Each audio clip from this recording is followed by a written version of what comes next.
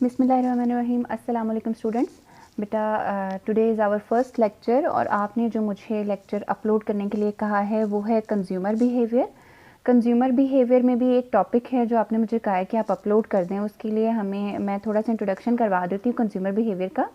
Consumer behaviour में बच्चे दो अप्रोचेज़ आती हैं, एक है कॉर्डिनल अप्रोच और दूसरी है ऑर्डिनल अप्रोच। कॉर्डिनल अप्रोच जो इंट्रोड्यूस करवाई है वो है डॉक्टर मार्शल। डॉक्टर मार्शल ने इंट्रोड्यूस करवाई, इसलिए हम इसे मार्शलियन अप्रोच का नाम भी देते हैं। इसको मैं ऑलरेडी अपने प्रीवियस लेक्चर में एक्सप्लेन कर चुकी हूँ और आपको बहुत अच्छी तरह से मैंने बता चुकी हूँ, सो मैं इसको यहाँ पर एक्सप्लेन नहीं करूँगी। आज का जो हमारा टॉपिक है वो है ऑर्डिनल अप्रोच। ऑर्डिनल अप्रोच में फर्स्टली जिसने इंट्रोड्यूस करवाया था ऑर्डिनल अप्रोच को वो सलुट्स्की थे, जिन्होंने इंट्रोड्यूस करवाया था। ये रशियन इकोनॉमिस्ट थे और इन्होंने 1950 में इस अप्रोच को इंट्रोड्यूस करवाया था। लेटर ऑन इसको डेवलप किया है J.R. हिक्स और R.G.D. एलन ने। R.G.D. एलन ने 1928 में इसको दोबारा से रीडेवलप करके सामने पेश किया और इसको हम हिक्सियन अप्रोच का नाम भी देते हैं। ठीक है जी, इसको हम हिक्सियन अप्रोच कहते हैं। हिक्स ने इसको इंट्रोड्यूस करवाया और इसने कंसेप्ट दिया है इंडिफरेंस कर्व का।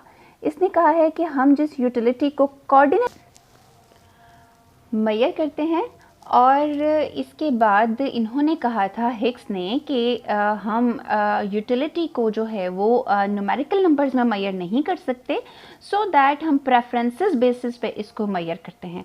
इसलिए इसने एक कंसेप्ट दिया है इंडिफरेंस कर्व का। ठीक है, अब इंडिफरेंस कर्व है क्या?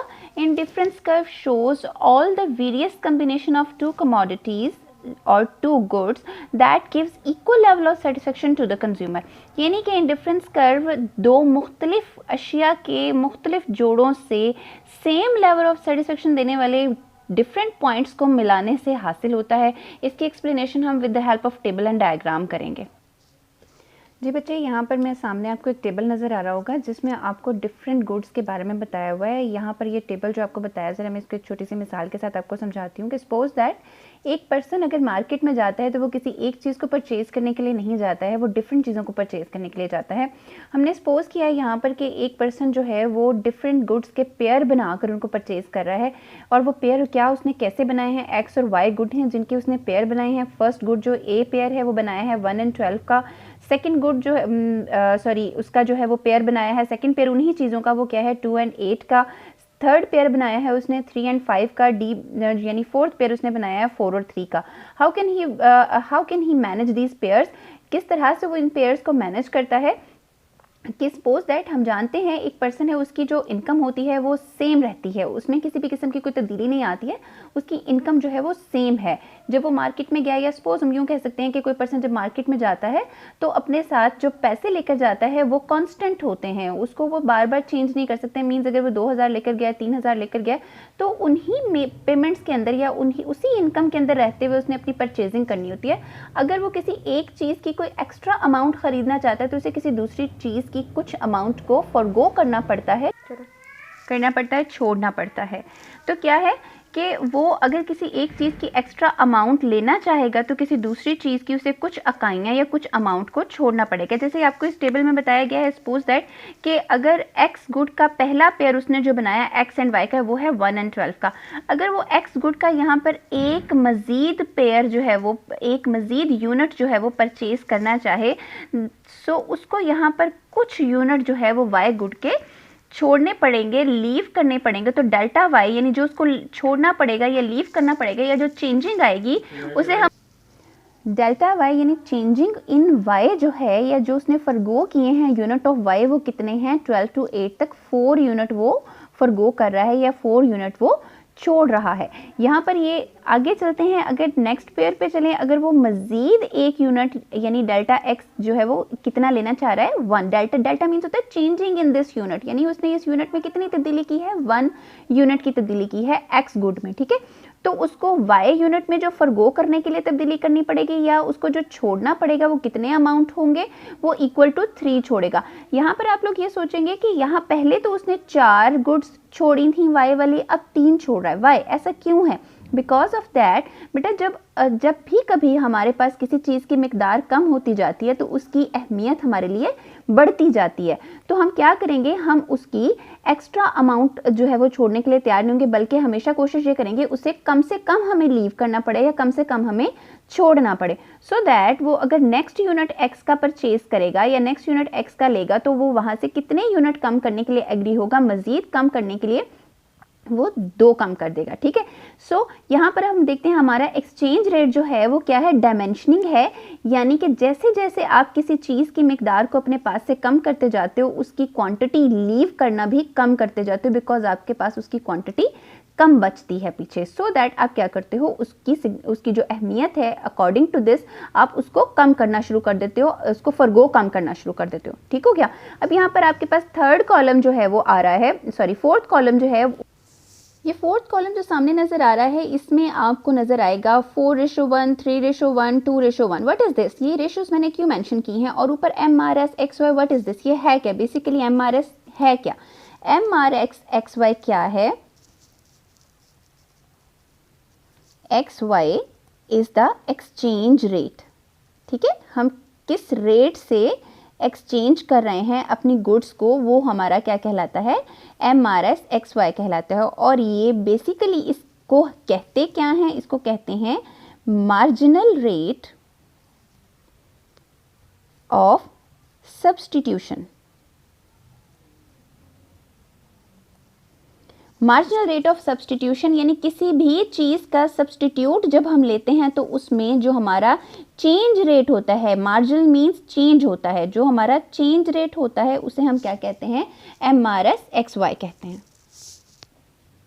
अभी आपको मालूम चल गया होगा कि ये फोर्थ कॉलम में MRS XY क्या है, this is the exchange rate, यानी आप यहाँ पर एक्सचेंज रेट रेशो के हिसाब से ले रहे हो। कैसे, ये here delta Y over delta X, ये आपका एक्सचेंज रेट है, delta Y ratio delta X, आप इसका एक्सचेंज रेट ले लो। उसके साथ आपके पास जो लास्ट कॉलम है यहाँ पर लिखा हुआ है सेटिस्फेक्शन, लेवल ऑफ सेटिस्फेक्शन आपका at the every point of IC curve is same. ठीक है, IC कर्व के हर पॉइंट पर आपका लेवल ऑफ सेटिस्फेक्शन क्या होगा, सेम रहेगा। अब यहाँ मैं सबसे पहले आपको एक्सप्लेन करूंगी बेटा IC कर्व की डायग्राम, और उसके बाद मैं MRX की आपको बाकायदा डेफिनेशन भी बताऊंगी, व्हाट इज MRS XY, और इसका आपको फॉर्मूला भी एक्सप्लेन करूंगी। अभी जिस टॉपिक पे हैं पहले उसको कंप्लीट कर लें, उसके बाद मैं आपको MRS XY एक्सप्लेन करती हूँ। ठीक है जी बेटा, सबसे पहले आपने यहाँ पर एक डायग्राम बनाने के लिए X एक्सिस और Y एक्सिस के थ्रू एक पैनल बनाना है। ठीक है, this is Y X and this is your origin. ठीक है, अब क्या है कि आप Y एक्सिस पर क्या लेंगे, अपनी Y गुड्स की क्वांटिटी लेंगे, X एक्सिस पर क्या लेंगे, अपनी X गुड की क्वांटिटी लेंगे। ठीक है, यहाँ पर चूंकि देखें 12, 8, 5, 3 आपके कुछ अमाउंट्स जो हैं वो इस तरह से सीक्वेंसली चल रहे हैं, तो मैं यहाँ पर अगर 2 का डिफरेंस ले लूँगी तो मेरे अमाउंट्स में बिल्कुल ठीक चले जाएंगे। 2, 4, 6, 8, 12, सॉरी 10 एंड 12, लास्ट वन पे ये मेरे पास आ गया 12। ठीक हो गया जी, मैक्सिमम क्वांटिटी हमने 12 तक ही लेकर जानी है, तो हमारे पास दैट इज़ एनफ जितने हमने यहाँ पर अमाउंट ले ली है। उसके बाद X एक्सिस की बारी आती है, X एक्सिस पर हम ले रहे हैं तो यहाँ पर 1 का डिफरेंस है, तो हम लोग सिंपली 1 के डिफरेंस से ही 2, 3 एंड 4। ठीक है जी, ये आपके पास इस तरफ X एक्सिस पे आपने ले लिया है X गुड। ठीक है, और यहाँ पर आपने ले लिया है जी Y गुड। ठीक हो गया। अब आपने IC कर्व कैसे बनाना है, आपने पेयर्स बनाने हैं। पेयर्स बनाने के लिए आपको क्या करना पड़ेगा, 1 एंड 12 का पेयर है आपके पास, यानी X गुड के आपको कितनी अमाउंट रिक्वायर्ड है, 1 इक्वल टू 1 और साथ में आपने क्या करना है, इसको 12 के साथ कंबाइन कर देना है। ठीक है, this one is your first point A। ठीक है, उसके बाद आ जाता है आपके पास दूसरा पेयर है 2 एंड 8 का, यानी X गुड की आपने 2 अमाउंट उठानी है। 2 अमाउंट के से आपने एक कॉलम बनाना है या एक कर्व बनाना है, और उसको आपने ज्वाइंट करना है with the 8 quantity of Y। This is your second point that is known as B। ठीक है, अब उसके बाद आ जाता है थर्ड वन। अब थर्ड वन पे आपने देखना है कि कितनी अमाउंट है आपके पास, 3 एंड 5, यानी 4 और 6 का जो सेंटर है दैट इज़ कॉल्ड 5 और दैट इज़ नोन एज 5।